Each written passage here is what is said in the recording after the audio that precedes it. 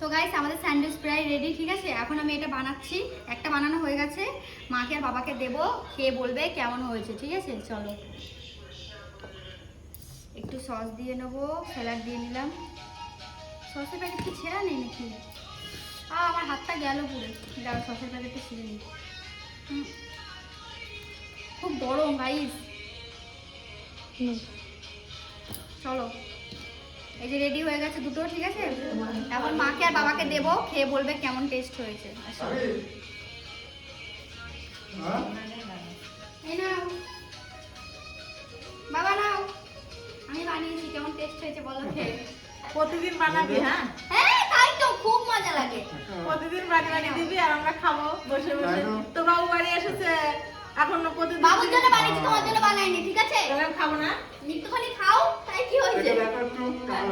বাবা খাও। দারুণ টেস্ট, দারুণ টেস্ট।